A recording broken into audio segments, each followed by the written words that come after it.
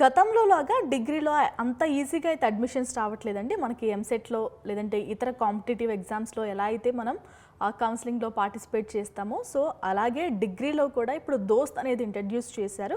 దోస్త్ అంటే degree online services Telangana. So దీంట్లో కూడా మనం ఫస్ట్ రిజిస్ట్రేషన్ చేసుకోవాలి, కౌన్సెలింగ్‌లో పార్టిసిపేట్ చేయాలి. ఫస్ట్ ఫేజ్‌లో మనకి సీట్ అనేది అలాట్ చేస్తారు డిగ్రీ కాలేజ్‌కి. దానికి సంబంధించి అది గనక మనకి నచ్చితే మనం సెల్ఫ్ రిపోర్టింగ్ చెయ్యాలి.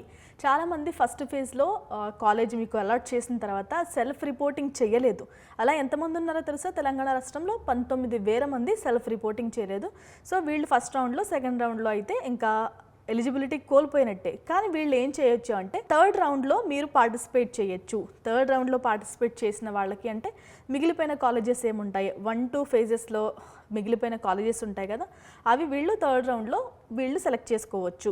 అసలు ఫస్ట్ రౌండ్లో మంచి కాలేజ్ వచ్చింది, నాకు ఓకే అనుకున్న వాళ్ళు సెల్ఫ్ రిపోర్టింగ్ చేయాలి. సెల్ఫ్ రిపోర్టింగ్ కాకపోతే ఇది నేను క్యాన్సిల్ చేసుకుంటున్నాను, నేను స్లైడ్ చేసుకుంటాను, లేదంటే దీన్ని క్యాన్సిల్ చేసుకుంటాను అని మీరు డిక్లరేషన్ లాంటిది అంటే మనం క్యాన్సిల్ చేసుకున్నాం అనుకోండి, క్యాన్సిలేషన్ ఫీజు అనేది పే చేస్తే మనకి ఫర్దర్ రౌండ్స్కి ఎలిజిబిలిటీ అనేది వస్తుంది. సో ఫస్ట్ రౌండ్లో మీకు నచ్చకపోతే మీరు క్యాన్సిల్ చేసుకుంటే మీరు సెకండ్ రౌండ్లోకి ఎలిజిబుల్ అవుతారు.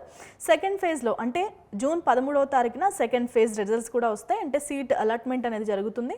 సో సెకండ్ ఫేజ్లో కూడా నచ్చకపోతే మీరు క్యాన్సిల్ చేసుకోవాలి. క్యాన్సిల్ చేసుకోవడానికి కూడా మనం కాస్త డబ్బులు కట్టాల్సిన అవసరం ఉంటుంది.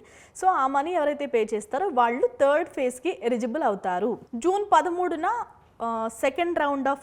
సెకండ్ ఫేజ్ రిజల్ట్స్ అయితే వస్తాయి కాబట్టి వీళ్ళు చాలా జాగ్రత్తగా ఉండాలి. మీకు గనక కాలేజ్ నచ్చిందా ఫ్రీజ్ చేసుకుంటారు, ఓకే. మీకు నచ్చితే కనుక మీరు సెల్ఫ్ రిపోర్టింగ్ చేయాలి. అంటే నాకు సీట్ ఓకే అన్నట్టు నేను కాస్త ఫీజు పే చేస్తున్నానని సెల్ఫ్ రిపోర్టింగ్ చేస్తాం. నచ్చలేదా మళ్ళీ డబ్బులు పే చేసి క్యాన్సిలేషన్ ఫీజు అనేది పే చేసి థర్డ్ రౌండ్ కోసం మీరు అప్లై చేసుకోవాలి, ఓకేనా.